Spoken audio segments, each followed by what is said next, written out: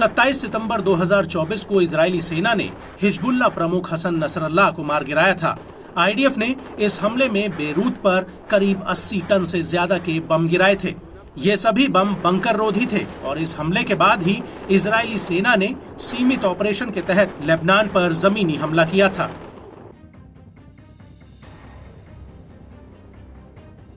और उसके बाद से ही इजरायली सेना दक्षिणी लेबनान के बॉर्डर वाले गांवों को घेर कर खड़ी हुई है। आईडीएफ लगातार हिजबुल्लाह के लड़ाकों को ढूंढ रही है ताकि उन्हें नष्ट किया जा सके। लेकिन इस सब के बीच हिजबुल्लाह चुप नहीं बैठा, बल्कि उसने 3 अक्टूबर 2024 को आईडीएफ के ऊपर एक बहुत बड़ा जवाबी हमला किया।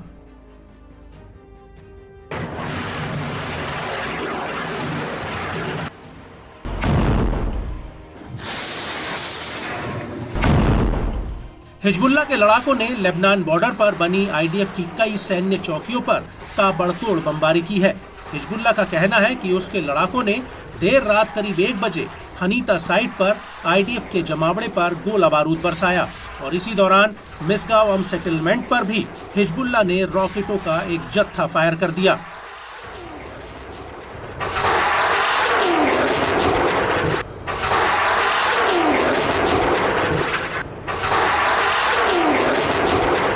हिजबुल्लाह के मुताबिक अगली सुबह करीब 9 बजे येरोन सेटलमेंट में आईडीएफ के जमावड़े वाले ठिकाने पर रॉकेटों का पूरा साल्वो फायर किया गया और इसी दौरान रमीम बैरिक्स पर हिजबुल्लाह ने फलक रॉकेट्स की झड़ी लगा दी।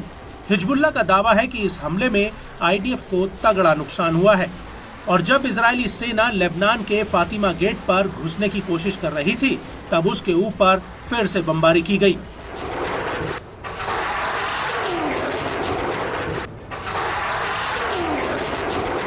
और सुबह करीब 10:45 पर शतूला और अल राहिब सैन्य चौकियों पर भी हिजबुल्लाह के लड़ाकों ने एक के बाद एक रॉकेट दागे और इस हमले के बाद हिजबुल्लाह ने अदामिज सेटलमेंट पर करीब 11:30 पर रॉकेटों का एक पूरा साल्वो फायर कर दिया। हिजबुल्लाह के मुताबिक इस दौरान तबारिया में भी कई रॉकेट दागे गए।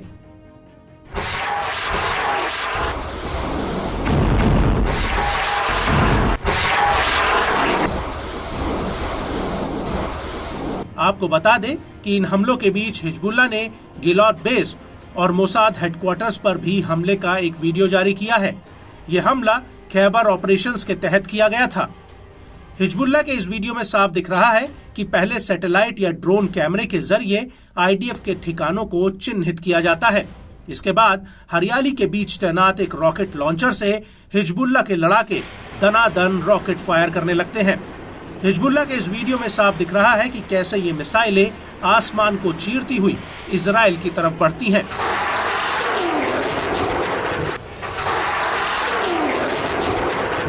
इस हमले के अलावा हिजबुल्लाह का ये भी कहना है कि उसने आईडीएफ की एलीट फोर्स के रास्ते में एक आईईडी बिछा दिया था। आईडीएफ का ये काफिला मरून अल रस और यारून की तरफ बढ़ रहा था, तभी हिजबुल्लाह ने उनके ऊपर हमला कर दिया। हिजबुल्लाह का कहना है कि उसने इजरायली सेना के काफिले की निगरानी करने के बाद ही उसके रास्ते में कुछ ही घंटों पहले आईईडी बिछाया था और जैसे ही इजरायली सेना यहां से गुजरी ये आईईडी ब्लास्ट हो गया।